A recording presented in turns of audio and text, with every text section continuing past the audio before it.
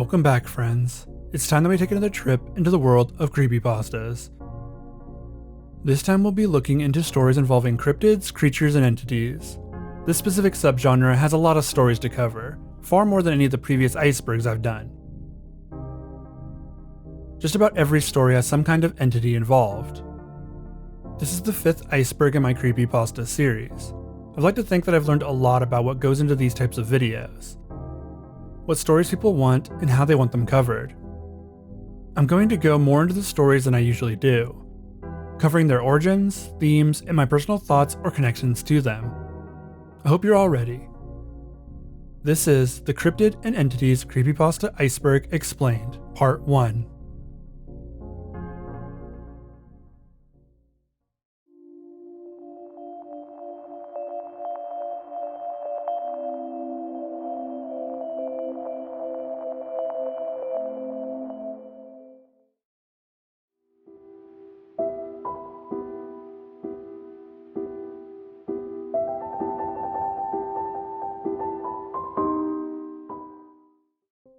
The Fleshgait is an internet cryptid that was created mostly on 4chan. I say mostly because I can't find the actual origin where the Fleshgait was created. The reason for the Fleshgait's creation was simple. It was a better term for the stories that were being created about the Skinwalker. In the late 2000s and early 2010s, there was a craze with creating stories about Skinwalkers.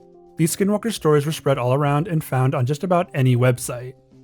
4chan played a big role in the spread of these stories. The problem was, these stories didn't follow the Skinwalker lore closely at all.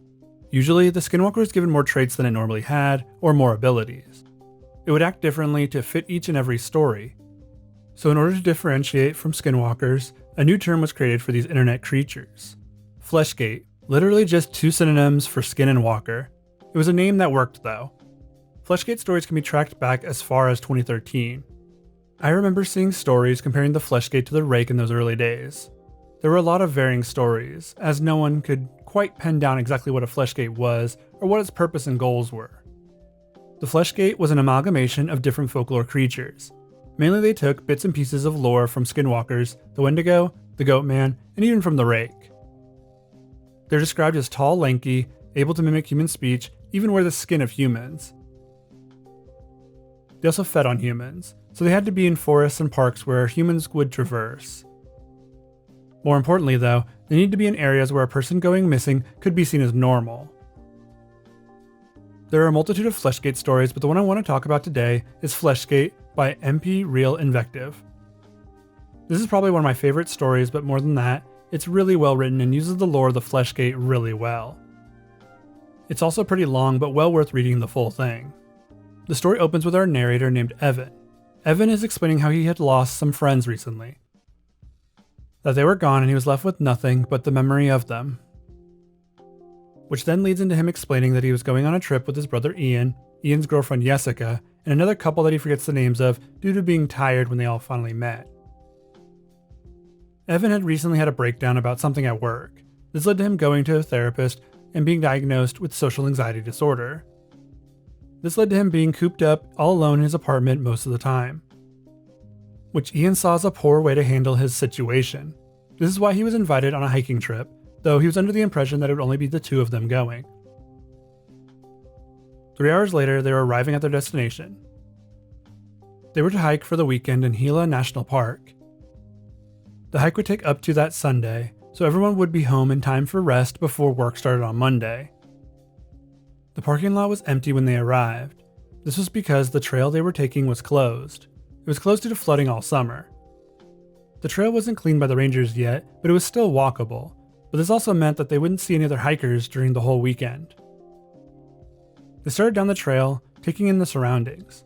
It was mostly trees with rough bark for miles. The path took them deeper into the wilderness. Soon they couldn't even see the car they arrived in. This is when Evan realized how out of his elements he was, as in he couldn't keep up with the others. They were likely experienced hikers, he was not. This led to him trailing behind quite a bit for the hike. He was always able to keep sight of Ian's friends though, so he didn't get lost, though the solitude of walking at the rear of the party left him with more time to think and no attempts to actually socialize. That's not to say that he didn't try, he just wasn't successful. That first night, everyone was in good spirits. They took a bottle and passed it around the fire that they had just made. Stories were quickly shared with the topic of what your most embarrassing moment was. Everyone shared their moments, and it was a good chance for building camaraderie. When it came to Evan, though, he was struggling with his actual most embarrassing moment. It knew it had to do with the door, but chose to tell them a lie about ripping his pants during an interview instead. He felt bad, but he couldn't muster the strength to tell them the truth. Later that night, Evan awoke with the need to pee. He left to go do his business, and as he was finishing, heard Nadia calling him from the darkness. She asked if he had a lighter. She'd dropped hers and needed help finding it. Evan said that he was still too drunk to help her find anything, and that he'd look for it in the morning. To which she grumbled something at him in return. The next day, Evan felt dumb. The rest of the group had heard yowling from the woods all night, but he hadn't. Waking up in the middle of the night to go out by himself was a dumb idea. He could have been mauled by a wolf or some other predator. The next day was pretty uneventful. The group made good time and were approaching a spot to rest for the night. They made a fire and chatted around it again. Ian and Jessica went off to bed first, leaving Evan with the others. They chatted for a bit longer before heading off to bed as well. Just as Evan was dousing the fire to also go to sleep, Jerry walked up to him. He asked Evan if he could borrow the map, so he could chart some interesting sights for them to see on their way. Evan stopped for a second before walking over to Ian's bag and grabbing the map for him. He went to sleep soon after. The next day, the group was in a tizzy. The map was gone, which was really not a surprise to Evan as he said that Jerry had taken it. The group all turned to him with similar looks of confusion. "Who's Jerry? Do you mean Oliver?" was the response that came from Ian. Evan explained that no, he handed the map to Jerry, the tall lanky guy that came with them. Ian turned red as he explained to him that there was no one in their group named Jerry. Ian went on a tirade about how he'd just given away their only means of traversal to a random stranger in the woods. Evan tried to explain himself, but no one would listen to him. Jerry was someone they knew. He had memories of them traveling together on the first day. How could they all not remember him? The walk continued with Ian luckily having memorized all of the trail markers beforehand. The walk would just be a little slower now. Every trail break, they would need to examine it before moving forward. This would take some time, but not much, luckily. Ian was mad. Jessica was on the verge of tears. Oliver was holding a compass and trying to keep everyone sane, while his girlfriend just stared down at her feet as they walked, which seemed like the right call as Lucas was struggling to stay upright, it looked like. Maybe he wasn't done with his hangover yet. Evan asked what was wrong with him and got a rude reply from Ian. Apparently he had multiple sclerosis. Oh yeah, Evan remembered now. This was supposed to be his last hike before he wouldn't be able to do it anymore. It was really sad and he felt bad for saying he was walking funny. Evan turned to apologize to Lucas, but something happened. Lucas growled and dropped down to all fours. His skin looked like it was bristling under the sun. The group stared at Lucas in confusion as he ran off into the woods behind the trees. The last thing they saw was his clothes falling off of his body. Realization set in, and the group started running up the trail, like it would do them any good. They were pretty deep into the park by now. They got a pretty decent ways away, and Ian asked what that thing was. Here's an excerpt from the story. The short answer is that it was Lucas. The long of it is this. There was no Lucas. Not really. I'm sorry for interrupting the story in the middle like this, but I think now is the best time to try and explain everything. I know how confusing this all seems with Jerry and Lucas. The truth is, I did that because I don't think I could have appropriately explained it to you without you first experiencing it from my eyes. I don't know what to call those things, but they do something to your mind. They insinuate themselves into your memories. They wrap themselves up in a wall of your recollections, and even though you know something is wrong, you can't quite put your finger on it. Your group of 4 friends could grow to 5, and you wouldn't be any the wiser. A part of you will stupidly admonish you for ever wondering how many there were. You look at it, and you recognize the face. You remember events. You remember getting drunk at a bar together. You remember them crying on your shoulder after a rough breakup. You remember everything that happened between you. But none of it's true. I don't know how it does it. It crawls into your head somehow and makes you see things in a way that benefits them. It can mold memories, but it can't mimic human movement. It walks on 4 claws, not 2 feet. It growls, hisses, and snarls. It doesn't talk. It infiltrates, observes, and waits. It was hunting us and trying to drive us deeper into the woods. It was succeeding. During the run, a look came over Ian's features. Only Evan was able to see it, but he knew what it was immediately. They were lost. They had lost the trail and were now somewhere unknown in the trees. Ian didn't tell this to the others, and instead started leading them like he knew where he was going. Evan didn't know what to think about the creatures, about where they were going, and about what they were going to do. The thing seemed to be able to easily infiltrate a group of people. It seemed to be able to mess with your mind and forge fake memories for anyone who saw it. He was just happy that there were 6 of them and they'd only seen one creature so far. This is when Jessica brought up a very important topic while they were walking. They'd only come down in one car, Ian's tiny Prius, a car that only seats 5 people. There were currently 6 people there. The group gathered up and looked around. No one said anything, but Oliver's girlfriend started screaming as she looked around at each person. The only person to speak was Sarah. She said something that sounded like, "It's me, Sarah," but the words weren't quite right. As she finished saying it again, her jaw fell off. Ian stepped toward the creature to wave it off. It then dropped onto all 4s and stared down the group, but particularly looking at Jessica. Before they could get any closer, it tore off through the thick of the woods and out of sight. That night the group huddled closely together. There was no talk, there was no sleep, just the sounds of yowling off in every direction. They stayed close like that until the next day, when dawn broke. Sleeplessly, they continued their hike. While searching for another landmark, Ian bumped Evan and told him what he saw. One of their friends didn't have a backpack or any gear. It was clearly another one of those creatures. The scariest part though? This one seemed to have figured out how to blend in better, with a walk that looked almost perfect, but still not quite. Evan approached this mimic and pushed it back. Doing so left a residue on his hand. The clothes of the creature weren't actually clothes. It was the creature's skin, which was now in his hands. The creature fell onto its back, hard, and started yelping. It sounded like an injured animal, almost like if you were to accidentally step on your pet's tail in the middle of the night. He felt sorry for it, but knew that it was most likely the creature messing with his head again. 6 hours later, they were setting up a new camp. They decided that one person should stay watch, and the others could catch some sleep. Evan decided to stay up as he had a startling realization about the creatures. They were likely trying to lead them deeper into the woods, get them lost and tired, then eat them. This thought, plus the theory that Oliver had put forth about them walking like they had prion disorder, which you get from eating humans, put him off from sleep entirely. While on watch, Evan realized how truly tired he was. He couldn't sleep though, even if he wanted to. About 2 hours into his watch, Jessica had joined him. She explained to him that she couldn't sleep either. They had both seen something traumatic and were now trauma bonding. This led to Evan finally telling his story to her. The reason he was here in the first place was because he'd backed out of going to a work party. He was invited by some guys at work and was actually excited to make some work friends. He'd planned it all for weeks. When the time came, he arrived and parked a little ways up the street. He could hear the party going on inside and approached the door. In that moment, he saw the door differently. There was a sudden nagging voice at the back of his head, one that said that they didn't actually want him there at the party. They were just being nice. They were going to laugh at him for even thinking of going in. The voice won and he took off before entering. He wasn't sure if he actually remembered seeing people laughing from the window as he raced back to his car, or if he'd seen nothing. It was all a blur that led to him seeking out a therapist, which then led him to where he is now. Jessica listened. They talked some more, then they kissed. It was shameful, he admits, but he felt vulnerable. He fell asleep later that evening. He wasn't sure when, but it was a blissful sleep that led to the dread in the morning. Evan woke up and was ready to tell Ian everything, but couldn't get it out before Jessica was pointing to all their missing stuff. Their backpacks, supplies, it had all been stolen. Creatures knew how they were able to recognize it last time, so it took that away from them. The day was filled with more walking, but no talking. It would be hard to tell if anyone joined their group. With how easy it was for them to create memories, it could slink in whenever it wanted to. Oliver spotted one trailing them and tipped off Evan, but told him to keep it only in the corner of his eye. He figured that it would need full contact to create those memories.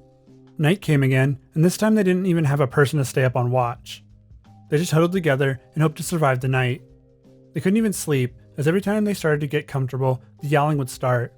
It would stop and start all throughout the night. The sun arose, but everyone was groggy. They hadn't really slept that night, much like the prior nights. They were walking and trying their best to make it somewhere. Evan had been watching his brother. He even picked up his walking stick. Ian dropped it while walking forward aimlessly. A thought crept into his mind that his brother had been replaced. He saw it in the way he walked. He saw it in everything that he was doing. He'd accidentally dropped his stick, and he didn't even turn around to pick it up. The stick was hefty, and Evan decided that he would be able to kill the creature easily if he got to get hit from behind. He readied his stick and called out to his brother before he swung. He stopped mere inches from his face when he saw a foggy look in his eyes. He wasn't one of those monsters. He was severely dehydrated, just like the rest of them. Yet, he'd almost killed his brother on a whim. He apologized, but his brother didn't even seem to notice. He tried to murder him. He just turned around and kept walking. Amy watched on numbly, but then followed with Oliver close behind. In a daze, on they walked. Soon they came up to a sign. It was a sign for an area that was close to where they'd started their trek. If they followed Route 15, it would only be a few miles until they were home free. Evan called back to everyone. Ian, Jessica, Oliver, Heather, Amy, we're almost out of here. And just as he said this, he realized how many names he'd just called out. Evan walked up to the clear imposter. They weren't sweating, and they weren't as clearly disheveled as the rest of them. They walked with a similar fashion, but they seemed to not be tired at all. Evan confronted the girl, Heather, telling her to leave, that he knew what she was. She called out to him, reminded him of who she was. She was his girlfriend. She'd been with him the whole time. She started to bring up memories that he didn't remember having. She brought up a point that there were originally 6 of them, and that they wanted him to believe that there were only 5, so they could take one. Evan, for a moment, believed her, but then she spoke again, and he snapped. He raised his stick and beat her to death. She tried to talk as each hit collided with her skull. It fell limply to the ground, and he felt sad. Sadness swept over him, but he had to push forward, even as he heard his brother call out for Heather. Before they made it onto the main road, he turned and saw one of those creatures come out of the trees and grab Heather's corpse. It was emaciated and tall. It crept back into the forest with the corpse in tow. The group was able to flag down a car and get some help. They were all hospitalized for a week, and of course no one believed them about what they saw. It was all hallucinations caused by the lack of food, sleep, and water. None of them believed that, though. No one would talk about it after that. Evan decided that the only way he'd be able to get this all off his chest was by posting it online. The Fleshgait is a creature that the internet co-opted from Skinwalker lore that was being changed online. It's more of an internet creation than anything to do with the Skinwalker, though. This story, I believe, accentuates that perfectly. From the start, this story uses the lore of the inspired cryptid, having it take place in New Mexico, which is near where Skinwalker lore originates. It sets the pace really well early on and continues to do so as it adds the characters to the story. The use of those characters is really smart as well, making it easy for the reader to fall into what's happening in the story. Especially the parts where a new character is named. There's a part that leaves me wondering, though. Amy was a name given to Oliver's girlfriend at the end of the story. That name wasn't mentioned, though, most of the story, and in fact just appeared out of nowhere. Oliver was introduced by the brother during a line, but we never get that with Amy. What if Amy was secretly one of the Fleshgaits? What if they'd already taken the girl that they were planning to eat and replaced her with Amy? It was clear that Heather wasn't real, but there's also a line about another Fleshgait grabbing the body and dragging it into the woods. What if that was actually Oliver's girlfriend, but she had memories changed so that Evan would kill her for them, and just before they escaped? These are questions that I don't think we'll get an answer to. When it comes to creatures that can mess with your memory, there's always going to be a lingering doubt. This is a good story, and the topic of Fleshgaits is one that I think I'll need to make a return to one day.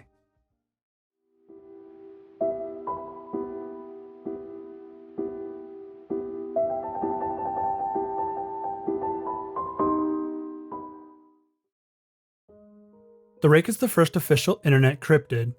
I've covered this monster multiple times on my channel, and just want to give you guys the simple of it. If you want to know more, I have a video dedicated to the Rake already on my channel. The Rake is a creation of the internet. It was created in the depths of 4chan's message boards. They wanted to make a new monster, and slowly created the basis for the Rake. Eventually the concept of the Rake was further pushed into another 4chan thread. The Rake was described as 6 feet tall, gaunt, with razor-sharp claws on its hands. These features don't make the creature unique, but they do make it menacing. Its mouth opened on a hinge, and inside were dozens of teeth. The creature appeared tall, but always walked on all fours. The Rake was known more for observing people. It would stop and stare at people, usually in suburban areas. It would look through windows, stand by doors, and occasionally appear at the end of roads, always just watching. The Rake wouldn't attack unless provoked. If it did attack, you were already as good as dead. It would use its claws and teeth to rip you apart. A vicious creature, but only if you dared to approach it. This is the first and original, Interpretation of the Rake. He was known more for watching than attacking. It seemed curious and terrifying. This would all change as the internet got a full hold on the creature. It would take on more of the monstrous traits that one would expect of a creature that looked the way it did. This was shown in the plethora of creepypastas that used the creature. The main one that most people point to is called The Rake by Brian Somerville. This story would be posted to the Something Awful forums and really bring the Rake to the forefront of the internet collective. This story showed the Rake as some intelligent being. The story was told through journals of those that had encountered the creature throughout history. Let me read a few of them to you. As I prepare to take my life, I feel it necessary to assuage any guilt or pain I have introduced through this act. It is not the fault of anyone other than him. For once I awoke and felt his presence, and once I awoke and saw his form, once again I awoke and heard his voice, and looked into his eyes. I cannot sleep without fear of what I might next awake to experience. I cannot ever wake. Goodbye. Found in the same wooden box were 2 empty envelopes addressed to William and Rose, and 1 loose personal letter with no envelope. Dearest Linny, I have prayed for you. He spoke your name. This was taken from a suicide note from 1964. In it, the Rake appears to be tormenting these people. When it got the writer to bring it all to an end, it whispered the name of its next victim. This wasn't the earliest mention of the creature either. There's another note from 1691. This note reads, "He came to me in my sleep. From the foot of my bed, I felt a sensation. He took everything.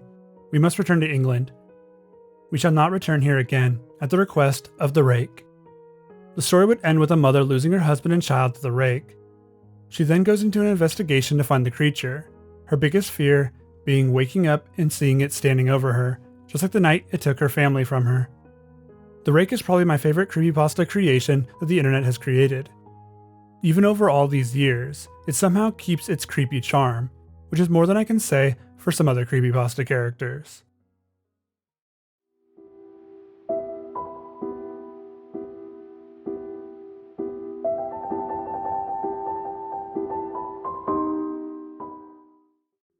The Wendigo isn't really a creepypasta cryptid, nor is it a cryptid at all.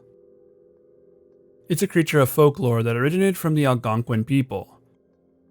It's a creature that has permeated pop culture for a while, in all art forms from movies, books, games, and music. There's something so captivating about the Wendigo. The Wendigo is a creature or evil spirit created by man. When a person commits the ultimate sin of cannibalism, they are said to become a Wendigo. The Wendigo is a creature that represents greed, destruction, and hunger. These themes stem from their place of origin. The environment of Wendigos is usually a place that has harsh winters, where food could be, or would be, considered scarce. As such, a serious issue with food shortages leading to cannibalism could be seen. This can also be seen as a way to scare people off of the idea of eating their fellow man. The Wendigo in modern interpretations is a tall, gaunt figure with antlers on its head. The skin is stuck to the creature so tightly that you can see its bone. They always smell of rot and decay and usually carry a coldness with them. In some interpretations, the Wendigo is even able to mimic human speech to some extent. The Wendigo is also described as the world's greatest hunter, able to easily kill a pack of people. It uses its human mimicry to lure humans away from their groups or to sow chaos in groups, making it easier to devour them one at a time.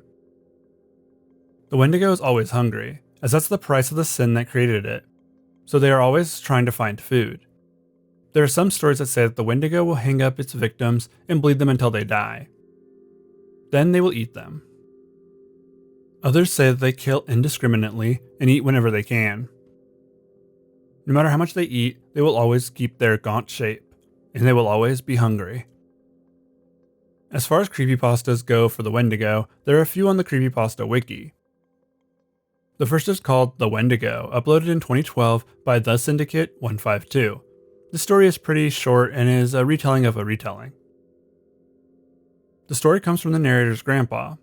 He talks about a hunting trip that 3 men went on in 13-mile woods in northern New Hampshire. It took place in 1957, where 3 men decided to go on a hunting trip since they hadn't been together in a while. The 3 men drove to the woods and had their car break down. They had forgotten to fill it up before starting the long journey. Deciding that there was nothing they could do about it, they set off a little ways into the woods to set up a camp. They woke the next morning to find that a bear had taken all of their food and thrown their equipment into a nearby river. They couldn't do anything about it and set off to try to find their broken down car, as it had more ammo in it in case the bear came back. This walk took a while and one of the men stopped for a break. He promised he'd follow as soon as he was able to walk again. The other two walked for a bit before hearing an anxiety-inducing scream from somewhere behind them. They ran back to find a creature was towering over their friend's body. It ran off and they saw that he was already half-eaten. The sight was grotesque, but the smell was worse, burning at the nose like an ember freshly made in a fire. The two men started to argue about how they'd just left their friend to die. This led to a physical altercation. One of the men threw the other against a tree. His head hit with a sickening crunch. As he leaned against the tree, a trail of blood followed his path downward.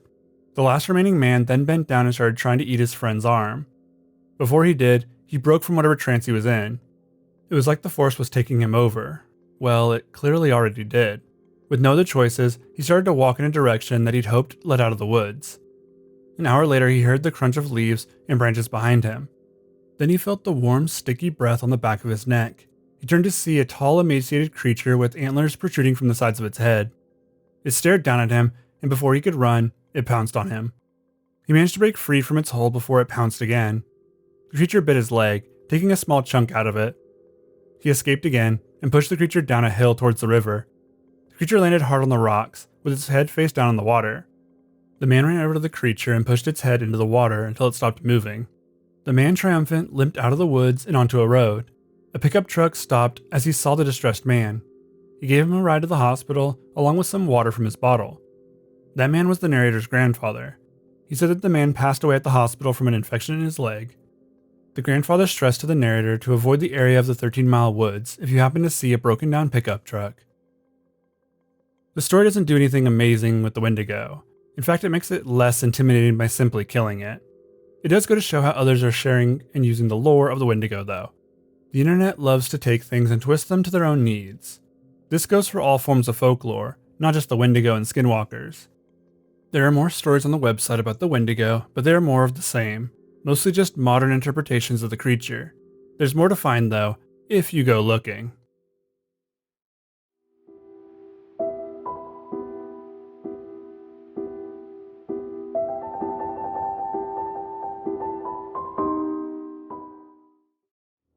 Skinwalkers is a topic that I had to cover on this iceberg. They're considered one of the most infamous cryptids, but that's the thing, they're not really cryptids.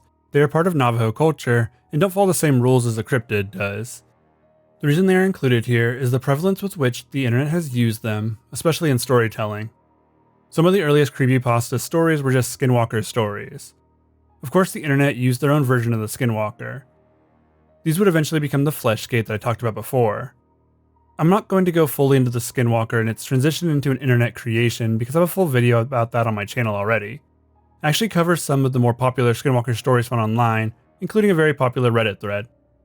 There are also a multitude of Skinwalker stories spread around 4chan, but most of those weren't archived. The only thing you really need to know about the Skinwalkers is that the mythology and the internet versions are very different. They aren't even that closely related except for in name alone. A Skinwalker feels more like a catch-all term for a humanoid creature that you'd find in the woods while on a camping trip.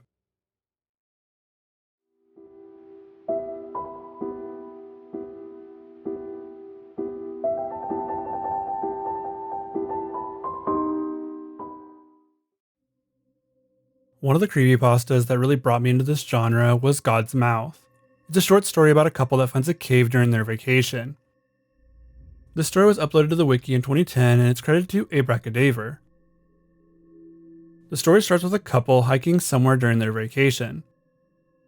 The man waits atop a small hill, staring into a cave. The old worn sign at the entrance read, "God's Mouth Cave, keep out." This didn't really put the man off, as he loved this sort of stuff. His girlfriend finally caught up to him and took his water bottle. As she drank from it, he shone his flashlight down into the cave. All he could see was complete blackness. It must be pretty deep, he thought. The two entered the cave, though it was clear that the narrator's girlfriend wasn't as excited as he was. They made it deep enough into the cave that they could no longer see the outside light. They walked along together talking until they just walked on in silence. The two got into a small argument about why they were even in the cave. This lasted for a moment before the narrator started walking into the cave again. His girlfriend called out after him and then ran up to stand beside him. They decided they were done with the cave and turned around to leave, hoping the exit was that way. They walked for what felt like hours before stopping for a moment. The cave walls felt warm to the touch. The narrator moved deeper into the cave and hit his head. They must have taken a wrong turn. They turned and began walking in the opposite direction. It felt like they'd been walking even longer this time. The space in the cave seemed to be getting smaller no matter which way they went. Eventually, he let go of his girlfriend's hand and started feeling the walls. He hit a spot in the cave that he couldn't walk upright in, and called out to his girlfriend that they needed to turn around again, but no one replied. He called out for her for a while but heard nothing in return. After standing still for a moment, he swore he heard a static noise coming from a section of the walls. He bent down next to it and swore he could hear his girlfriend's screams from the other side. He yelled for her but got no answer. As he tried to stand back up, that's when he realized that he couldn't. Turning his flashlight in all directions, he saw that the cave was closing in on him slowly. He huddled on the ground and felt the rocky walls closing in on all sides. He peered up to see a hand jutting from the wall. Her perfect nails colored as red as the blood that fell from his head. God's Mouth was devouring its latest meal. God's Mouth is a straightforward enough story. Couple goes on vacation, finds an off-limit place, dies there. It's a pretty standard story formula, but it works well for a reason. It's simple enough to follow and provides enough information to feel the story come to life. The cave is the real cryptid in this story. It's a cave that clearly has led to the disappearance of many a spelunker or hiker. The sign is clearly not enough to ward people off, or it actually is a lore itself. People want to explore what they're not allowed to. It could be a trap to feed whatever eldritch abomination is using this cave as a feeding area.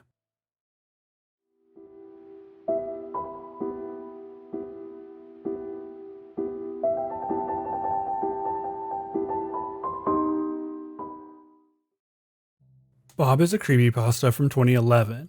It was uploaded to the wiki by the Forbidden Soul and is a pretty short story. A man named Andrew woke to the sound of glass shattering in his kitchen downstairs. He already knew what caused this. There was this creature that he'd seen a few times before, but each time he'd seen it, it had run away. This time, however, it seemed to have taken the next step and broken into his home. He grabbed his bat and headed downstairs. It might be his only chance to save himself. Maybe he could scare it off like the other times prior. He gripped the bat and descended the steps. The sound of glass beneath the creature's feet was the only sound to accompany him as he waited by the entryway into his living room. The sound of glass crunching stopped and he knew it was right around the corner from him now. He swung with all of his might and smashed the creature in the chest. The creature merely stumbled slightly before staring into Andrew's eyes. The creature had an almost humanoid appearance. Skin, eyes, teeth, all human, but not quite. It had no arms, just two long legs with pointed sharp toenails. It screeched at Andrew, displaying all of its disgusting rotted teeth. The creature then kicked him in the stomach and sent him tumbling onto his back. It stepped on him and pushed its foot into his stomach. He did this until Andrew died on the ground. It then bent down and started to eat him. Once it had eaten enough, it leapt through the same window that it had entered from and was gone into the night. Short and simple, a good story to tell around a campfire. No explanations, no characters, just a monster killing and eating someone. Sometimes that's all you need out of a story.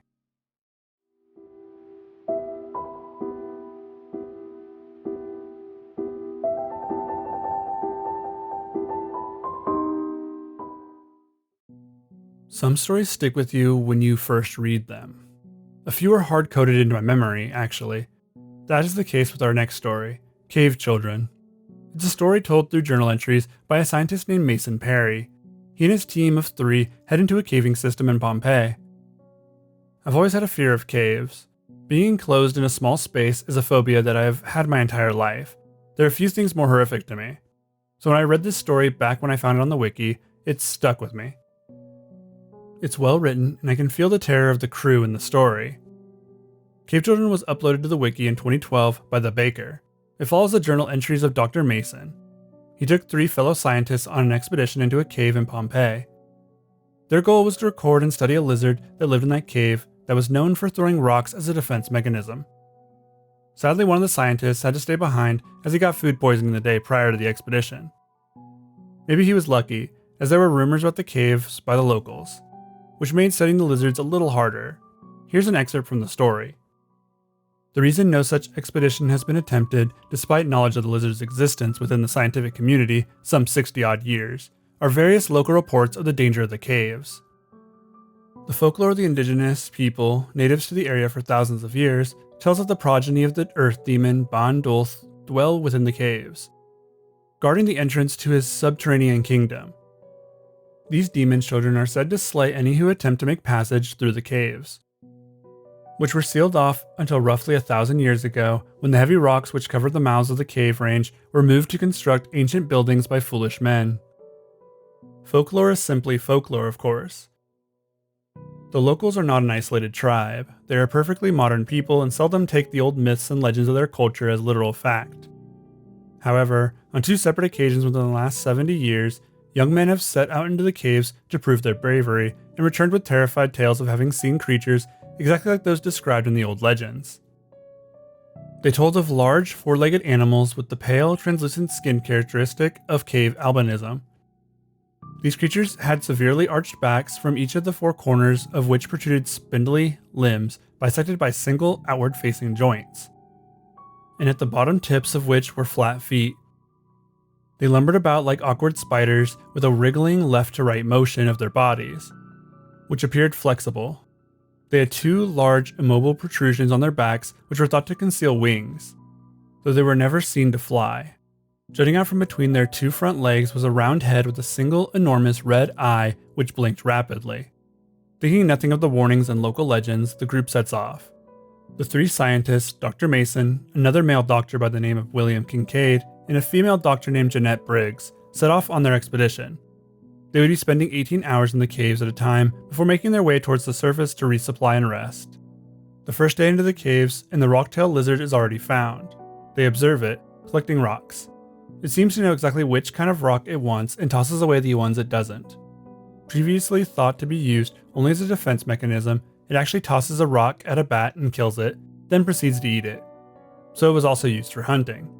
While the team is noting all this down, a series of clacks jolts them out of their thoughts. The lizard had thrown a few rocks at something that jolted out of the way rather quickly. Dr. Briggs was the only one to see the creature. With such a short glimpse, she described it as looking like an insect. It attached itself to the ceiling and crawled across it. It was 2 feet in height and about 5 feet long. She confirmed that there was a large blinking eye at the front, just like the legend said. Janet immediately wanted to leave the cave.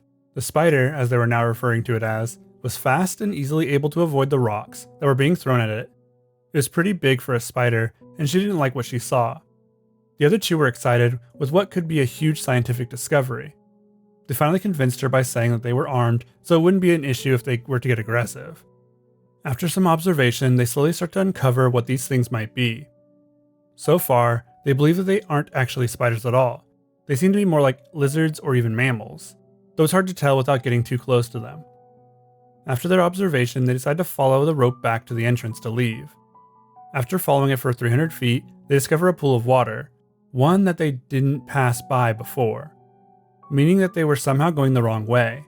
They kept following it, hoping that some rain had entered the cave while they were observing the creatures. During the next update, Dr. Mason tells us that they lost Dr. Kincaid. He slipped while traversing a passage and hit his head on the way down. He was likely unconscious, but Dr. Briggs says that one of the creatures grabbed his leg and pulled him down. Mason doesn't believe this and continues pushing forward. They'll get a rescue party in here for him after they get out. After this, they actually end up killing one of the children, as they're calling them now. Up close, they're better able to examine them. They look way more human than at first glance. They don't have eyes, instead the giant section in the front is actually a mouth. They walk like an upside down human, with their stomachs pushing forward like a spine in the front. Dr. Briggs is freaking out the entire time, but agrees to take the second watch so Mason can sleep. There's an update from Dr. Briggs in the journal. She says that she is going to offer herself up to the Earth God, as she knows that she won't be able to leave this place. She leaves a message for Mason and then takes off. When Mason finds Briggs, she's being mauled by the children. She never screams, not once during the whole ordeal. It happened so fast that he wasn't able to do anything about it. He goes back to his camp and tries to formulate a plan for escape. The next few updates from Dr. Mason are about his dwindling food supply. He has been watching the children and has noted that they appear to be early humanoids, ones that evolved with the need for staying on the ceiling. He suspects that this was to avoid the rocktail lizards throwing rocks at them, or it could have been to get the drop on the lizard for food. Dr. Mason then decides that he has no other choice than to eat the meat of the dead creature that he has at his camp. There's no way he can kill a rock lizard. Eating the creature provides no negative effects on him at first, so he decides it must be safe. Dr. Mason loses his watch and cuts his hands at some point. Luckily, he has plenty of medical supplies. He noticed that the rope that he'd been following to try and escape the cave was tied in a knot, one that he believes the children were somehow able to tie. They must have some kind of higher intelligence to them, he suspects. He doesn't know, and he doesn't care as his back starts to hurt. The tape ends there, with rescuers showing up and finding the tapes in camp, but nothing else. On the second expedition into the cave to find the missing scientists, they saw a few of the creatures crawling across the ceiling. They say they saw one that was a little bigger than the others, and it had bandages on its hands. That's Cave Children. It's a story that I think about from time to time, mostly because this would be several of my worst nightmares rolled into one. This story progresses well, even if it goes a little fast near the end. Especially like the twist ending that Dr. Mason became one of the children, as I thought it worked well for the story. Found footage is an interesting way to tell a creepypasta in my opinion. It allows you to kill off all of your characters without needing to worry about how the story ended up online. It's a clean and easy way to craft a story. There's a pretty graphic scene with Dr. Janet Briggs, but I didn't include it fully. It might get flagged by YouTube, and that's no fun. The full story will be linked down below, just like the rest if you want to check it out for yourself. It's a good read, and it's well written too.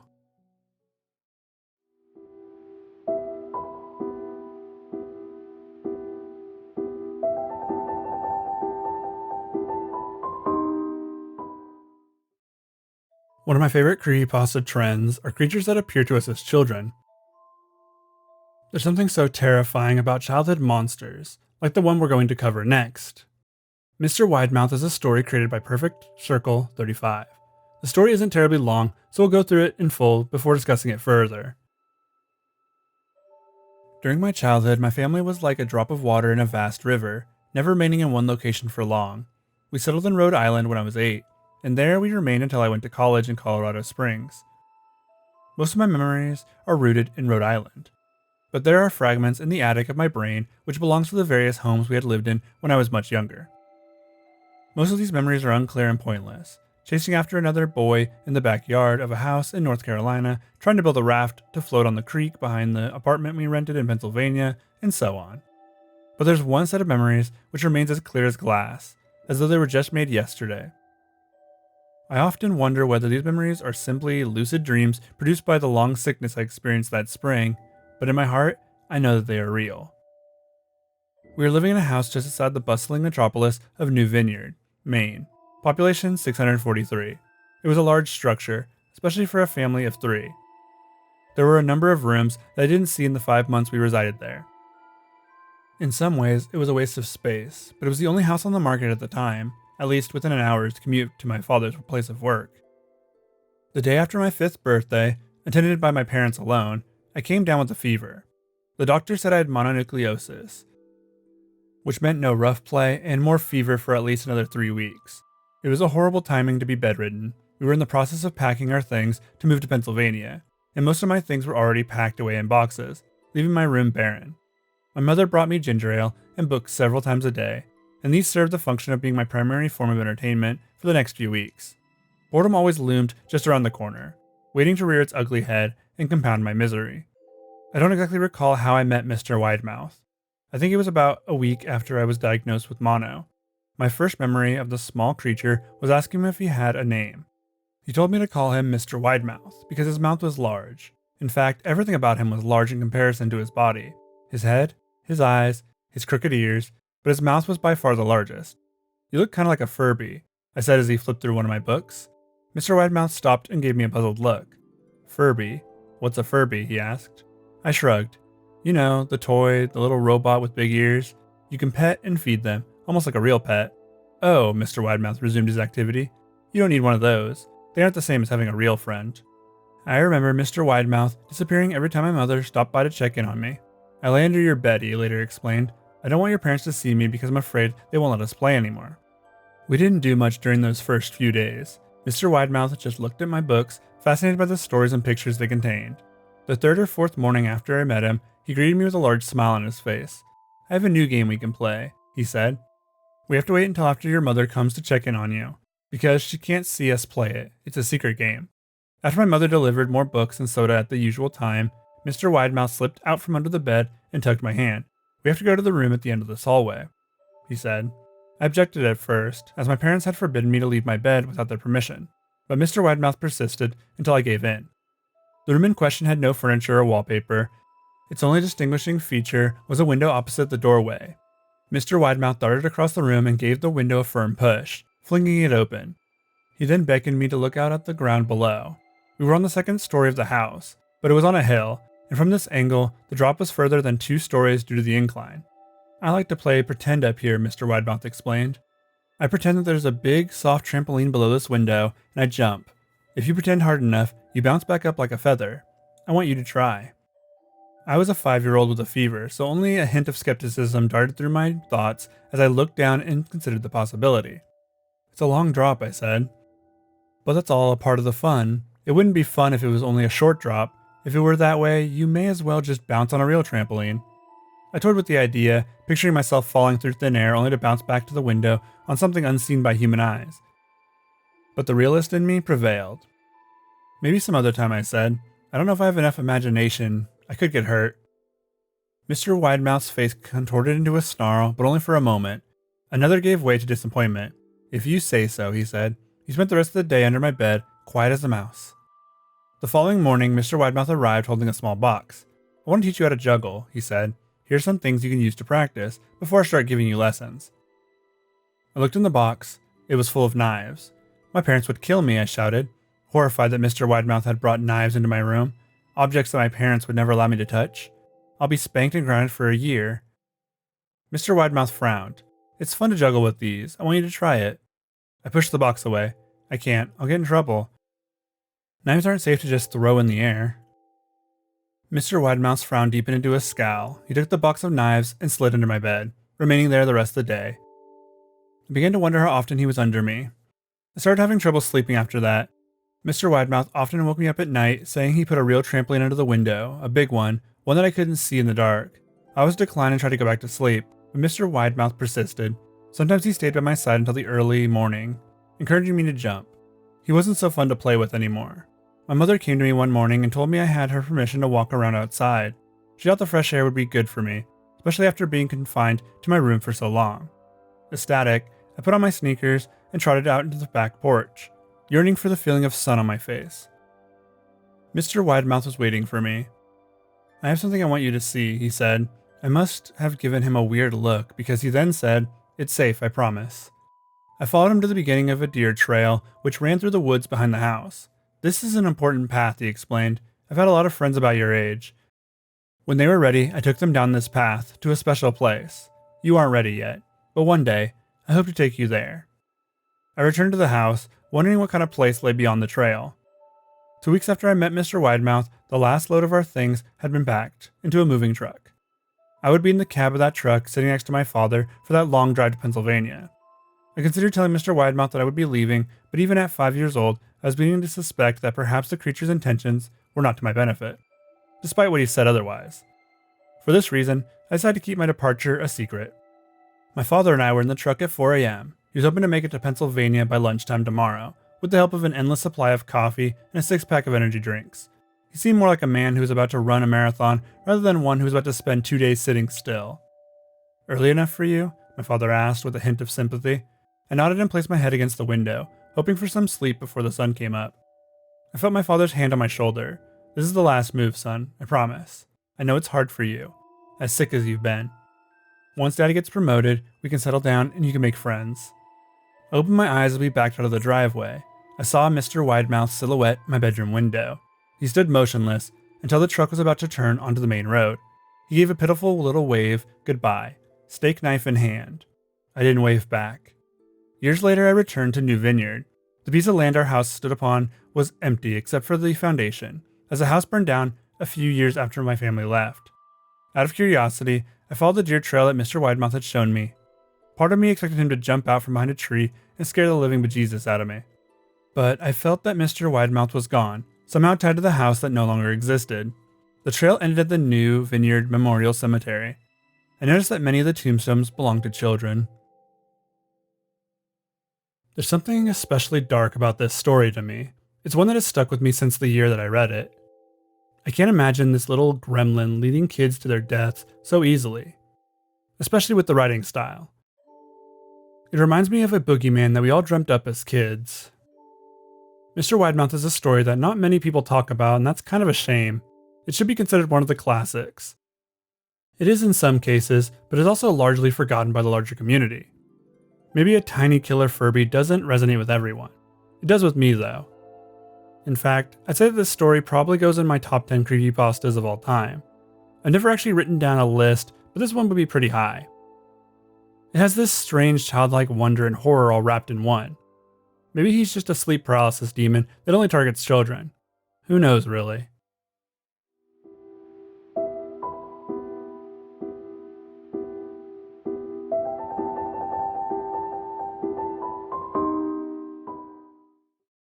Nails is a creepypasta that was one of the earliest ones I'd read.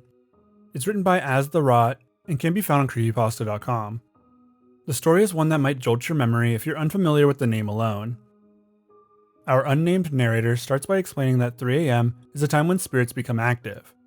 For him, 3 a.m. was usually filled with an eerie silence, as if his house was surrounded by a fog so dense that all sound from outside couldn't penetrate it. It was also the time when he would hear a strange scratching sound like nails on hard wood. The sound bothered him enough that he would cover his head some nights. It was never very close, but it was always very audible. This sound became a part of his routine. He would go to work at his boring job, then return home and sit on his computer. After he was sufficiently worn out, he'd go to sleep. One day while bored at work, he decided he needed to know the source of the sound. He decided that he would search his apartment at 3 a.m. when the sound started. That night he logged off his computer a little later than usual and grabbed a flashlight. The narrator waited until 3 a.m. and the scratching sound started right on time. This night though, there was something different. The scratching was louder and there was a tinkling noise like maracas filled with metal pieces. He waited, terrified, in his bed. Then the sound stopped, but not for long, as he heard a loud thud against his door. He jolted from his covers and turned on his flashlight. Getting out of bed slowly, he turned on his light and braced himself by the door. He grabbed the handle and twisted it, opening it to reveal a waif-like creature. It was pale and skinny like a corpse that had been dropped in cold water. The creature was covered from head to toe in protruding nails. They were jutting out from every which angle, making its grotesque appearance even more so. At the bottom of its feet were long, cracked, and bloody toenails. The thing began to move closer to the narrator. He backed away, noticing the sound of its feet dragging on the floor. In its hands were two different items, a hammer in his right and a bag with something in his left. As the creature moved forward, it opened the left bag to reveal it was full of nails. Before the narrator could scream, the creature was already upon him. It grabbed hold of him and began to hammer nails into him. It started with his eyes, then continued down his body. It kept going until he was entirely covered in nails and could no longer see. The creature then left. It was gone, but the narrator knew it would be back. It would be back at 3 a.m. to do it all over again, and so would he. There's a bag in his hand, and it's ready to be open. Check your clock because he's so excited to see you. Nails has that early creepypasta energy, which is a good thing. It carries a very basic premise forward. This creature shows up at 3 a.m., dragging its bag of nails and a hammer, and then proceeds to turn another person into it. This, I guess, continues forever. I like the story for the simplicity in its storytelling. It just wants to be a short, scary story for you. There's nothing more to it than that. The author wants to spread the story around and hopefully enjoy the horror that they've written. In that regard, it's a fine story. Though I would have liked a little more build-up myself. There's a jump from the sound he's hearing to work, then back to the sound. I would have preferred maybe if each night the sounds were getting a little louder or something along those lines. The story is still fine for what it is, and the description of the creature was also well executed in my opinion.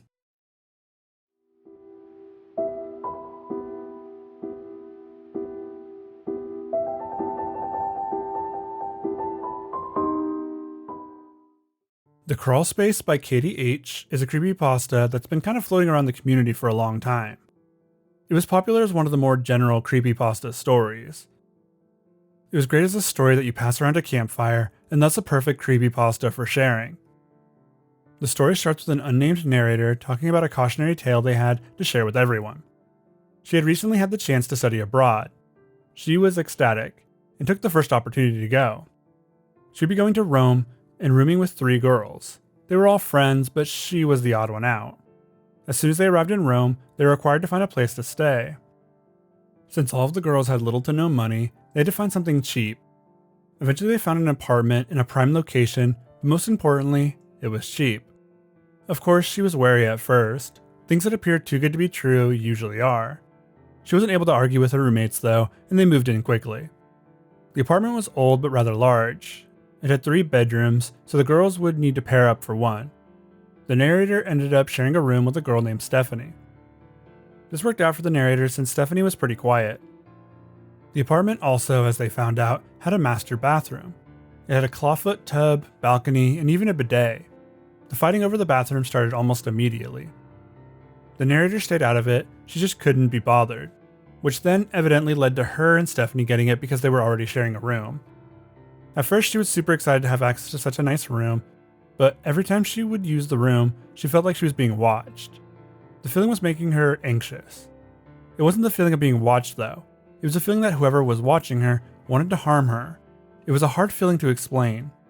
Her time there was spent mostly avoiding that room. She even made a deal with one of the other girls to let her use their bathroom instead. That made it easy for her to enjoy the rest of her stay in Rome. It was also easier for her to just use the bathroom closest to her bedroom. During the last month at the apartment is when they found it. The girls were brushing their teeth and one of them broke into a fit of laughter. She leaned on a wall and jolted her hand away from it. They looked at her and then to the wall. Only it wasn't a wall. No, it was a small door. One that had been painted over in order to not be seen. One of the girls tried to pull the door open, but couldn't. They jiggled the handle, but it just wouldn't budge. Another girl pulled a pocket knife out from her bag and cut the space where the door had been sealed. Once open, it was clear that it was just a crawl space. Though it wasn't that small of one. It could easily fit 3 or 4 people if they crouched down. The excitement of the new room waned rather quickly, and they just used it to store extra towels and a laundry hamper. This is when things in the apartment went from eerie to terrifying, as the narrator was forced into using the bathroom again. She did so, but would always feel trepidation when in there. This all came to a head one night, while she was brushing her teeth. She felt a little apprehensive, but didn't know why. She then heard a faint sound like items being shuffled around. This lasted only momentarily before she ran to the bathroom, as it was clear where they were coming from. She ran and told the other girls that she had heard something moving in the crawl space. The girls looked worried and followed her into the bathroom. The crawl space was now open, when it hadn't been previously. The narrator was terrified by the realization, but the other girls chalked it up to some pigeons that they saw outside their balcony window. The balcony had been opened to air out the bathroom, so they must have opened the door somehow. This sounded like a stupid excuse to the narrator, as the door shut tight and had a twisting handle. It wasn't something that a bird, let alone a pigeon, could open. They closed the door and laughed on their way to the living room. The narrator then would go back and snap a photo of the crawl space, which was empty. She did this so she could send a picture of the crawl space to her friend over Skype. That's when she noticed the face in the top right corner of the picture. There was clearly something living in their apartment with them. That night, the narrator closed and locked her bedroom door tight. She even deadbolted it. Stephanie looked at her funny for doing so, but she gave a lame excuse about one of the other girls stealing her Nutella, which they both laughed at. She went to bed and hoped that nothing would happen that night. At 2 a.m., she was awoken by a sound coming from beyond her door. There was a sound like a door being opened on the other side of the apartment. It was followed by the muffled sounds of footsteps. She got up to check what it might be and saw a looming shadow through the crack in her door.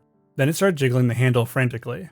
Stephanie woke to the sound, but just as she started to rise, the jiggling stopped. She asked the narrator what she was doing up so early. She couldn't even give a good excuse and told her that something was trying to get in and it probably came from the crawl space. Stephanie obviously didn't believe her and told her that she needed to get more sleep. The next day, the narrator went to the program manager and begged to be let out of the program early. They were able to work something out for her, and she was able to convince her parents to let her leave the next day. She wanted to leave that day, but it was the best she could do. She just needed to survive one more night and convince her roommates to leave as well. Night finally came, and she was once again awoken at 2 a.m. This time she heard the footsteps, but noticed something that made her heart jump. The door wasn't locked. Stephanie probably forgot to lock it. Before she could get up to correct this grave error, the door handle jiggled. She sat in horror as a humanoid shape pushed open the door. It was a monster with bluish-gray skin, bulging eyes, and teeth that protruded past its non-existent lips. It stood at 6 feet tall at least. It looked to the narrator and slowly moved towards her. Each step was filled with sickening cracks from its skeletal body. The creature closed the distance quickly and stood at the foot of her bed. It reached out one of its bony fingers. This is when she was hit with the smell of sulfur and decay. With the creature's hand mere inches from her face, she let out the loudest scream she could muster. The creature reacted to this by running away. It dropped on all fours and crawled like a spider out of the room. Its movement was still jerky and unnatural. Stephanie had woken up by this point and asked her what was wrong. When she was told, she responded by calling her a nutcase. The rest of the night was spent with the narrator watching the door. Her taxi arrived and she quickly fled the apartment. She told the other girls what happened and why she was leaving, but they clearly didn't believe her. As she was pulling away in the taxi, she cast one more glance at the apartment and saw the creature in the window.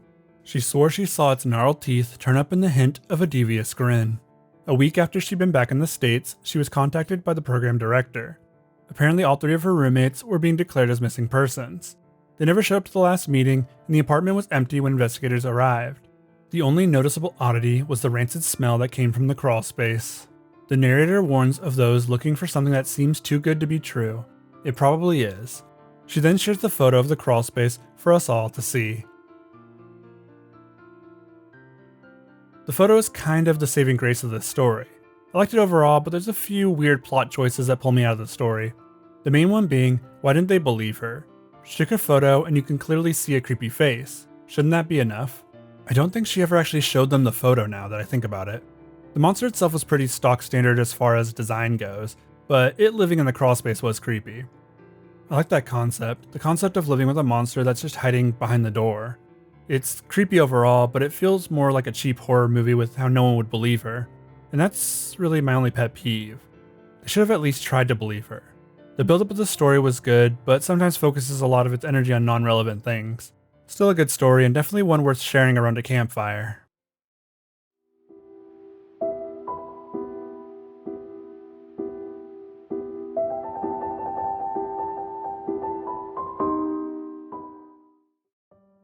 Laughing Jack. Where to start with this creepypasta?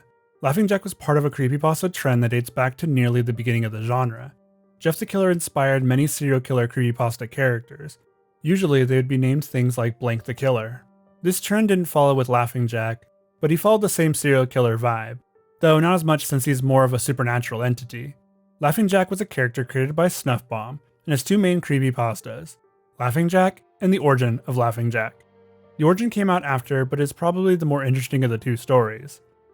Though you should read both if you want to know the gist of the character, and some of the themes presented in the first story are explained in the Origins. The first story was posted in 2013 by Snuff Bomb to his DA page, where you can still find the story today.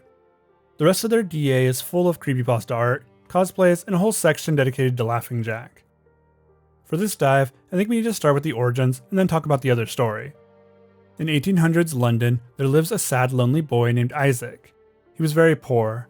His dad was an abusive drunk, and his mother was also abusive. Due to this, on Christmas Eve one year, he would receive a special gift. It was the gift of a lifelong friend. He would receive a Jack-in-the-Box toy with a real friend inside, Laughing Jack. Laughing Jack was everything a child could want. He could play games, make toys, come to life with his magic, and bring a smile to even the saddest kid. He would even adapt to the child's personality, so he'd literally be a lifelong friend, growing as they did. He would always like what you liked, even as you became an adult. Later in the story, Isaac is sent to boarding school after he and Jack killed the neighbor's cat. This means that Jack has to be left behind in his box. There's no way for him to go with him to the school. 13 years later, he would return. By then, Jack had lost all of his color, as he had been stuck in confinement in his box. Isaac's parents were both dead, one from a beating and the other from the subsequent hanging. This meant that Isaac now owned his childhood home. Isaac had been changed by his time in boarding school. He was no longer the wide-eyed little boy, now he had more of a chip on his shoulder. One night, he brought home a woman from the bar. He then proceeded to kill her. She would be his first of many victims. Jack, who was still confined to his box, witnessed the whole thing. His personality changed. He also liked the adrenaline rush of the kill. Jack would watch Isaac kill more and more people in that house, until one day he was freed. When freed, he would kill Isaac in turn, finding the joy that he had been missing from his life for the last 13 years. This is how Jack would go from the happy clown he was meant to be to Laughing Jack, the murderous clown. The origin of Laughing Jack is pretty simple, but there's an element I really like. The idea of a childhood imaginary friend getting tainted by what the adult version of that child would become. This is something I feel needs to be explored more. There's something here, something that needs another story to attempt. Laughing Jack's original story brings up some interesting concepts. The story is very stock standard. It's a murderous clown that nearly kills a child, then forces the mom to accidentally kill her child. There's a bit of build-up, but that's essentially the story. There is a bit about a dream that the mother has before Laughing Jack starts to torment the pair. She has a dream about a carnival that she sees mutilated kids all chasing her around. These are the souls of Jack's victims, as he seems to target mainly or only children. They haunt whoever Jack is currently targeting. This is another concept I like. Overall, Laughing Jack is an entity that breaks some of the tropes of the blank the killer trend, but also follows a few of them. These concepts I mentioned are some that I find enjoyment in though.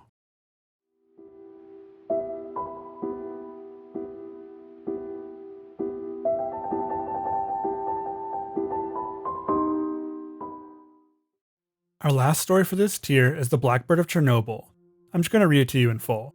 Beginning in early April 1986, the people in and around the little-known Chernobyl nuclear power plant began to experience a series of strange events revolving around sightings of a mysterious creature described as a large, dark, and mutated man with gigantic wings and piercing red eyes. People affected by this phenomena experienced horrific nightmares, threatening phone calls, and first-hand encounters with the winged beast, which became known as the Blackbird of Chernobyl. Reports of these strange happenings continued to increase until the morning of April 26, 1986, when at 1:23 a.m., Reactor 4 of the Chernobyl nuclear power plant suffered a catastrophic steam explosion that resulted in a fire which caused a series of additional explosions, followed by a nuclear meltdown. The power plant, located near Pripyat, Ukraine, Soviet Union, spewed a plume of radioactive fallout which drifted over parts of the Western Soviet Union, Eastern and Western Europe, Scandinavia, the UK, Ireland, and Eastern North America. Large areas of Ukraine, Belarus, and Russia were badly contaminated, resulting in the evacuation and resettlement of over 336,000 people. The Chernobyl disaster, as the incident has been dubbed, is considered the worst accident ever in the history of nuclear power. Following the meltdown and subsequent explosions and fires, Soviet helicopters were dispatched to the scene, equipped with special firefighting gear. These helicopters circled the plant, dropping clay, sand, lead, and other extinguishing chemicals on the burning facility. Most of the fire was put out by 5 a.m., with the fire burning within Reactor 4 continuing to blaze for several hours after. The firefighters who responded were unaware of the nature of the fire, assuming it was simply an electrical fire, and received massive overdoses of radiation, leading to many of their deaths, including Lieutenant Vladimir Pravik, who died on May 9, 1986. The workers who survived the initial blast and fire, but would later die of radiation poisoning, claim to have witnessed what has been described as a large, bird-like creature with a 20-foot wingspan, gliding through the swirling plumes of irradiated smoke pouring from the reactor. No further sightings of the Blackbird of Chernobyl were reported after the Chernobyl disaster, leaving researchers to speculate just what haunted the workers of the plant during the days leading up to the disaster. The most commonly accepted theory suggests that the Blackbird of Chernobyl may have been the same creature spotted in Point Pleasant, West Virginia, leading to the collapse of the Silver Bridge on December 15, 1968. Investigators have suggested that the appearance of this creature is an omen of disasters to come in the area in which it shows itself. The physical description of both the Blackbird of Chernobyl and the Mothman, the creature sighted in West Virginia, are very similar, and the reports of nightmares and threatening phone calls leading to these disasters are shared in both cases. A second, less accepted theory suggests that the Blackbird of Chernobyl was nothing more than a misidentification of the black stork, an endangered species endemic to southern Eurasia. The black stork stands nearly 3 feet tall and has a wingspan of nearly 6 feet.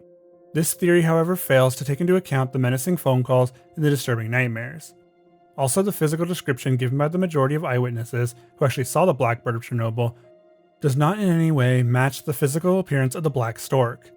Both the Blackbird of Chernobyl and the Mothman have not been sighted since their respective disasters, leaving us with many unanswered questions. All we can do is wait for the beast to show itself again, and give us a chance to figure out what it may be. Unfortunately, it would appear that for this creature to show up again, we will have to anticipate some form of disaster in the area it is selected to appear. This is the Mothman, but at a different tragedy. When I first read this story, I thought that was all it had to it. It was just a story that wanted to use the Mothman for another historical tragedy. Yet, as I did some research, I found that the Blackbird of Chernobyl was a real sighting. It was seen by many of those that would go on to die of radiation poisoning, making it very hard to confirm or look into now. There were some individuals who swore they saw the creature flying over the town as everyone was evacuated, later than they should have been. The whole disaster was attempted to be covered up by the Soviet Union, but that didn't stop the sightings and everything from getting out. There's a lot to the Chernobyl disaster, and more to this creature, but most of that relevant information was covered in the story already. It's not really a creepypasta at all, and more of an actual cryptid sighting.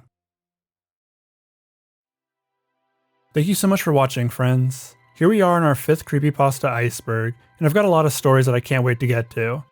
The amount of stories here is quite a bit more than I'm used to reading through, but that makes it more fun. A big thanks to my Bend Around and Slender Tier supporters, Scout with a Name, Nora Kingsley, Ryoma, Icy Man, and Bazingle. Thank you to everyone who tried the free trial of my Patreon. I have new content coming to it, including polls, Patreon exclusive videos, and scripts. Thank you to everyone who watches my videos. Hope you all have a good night.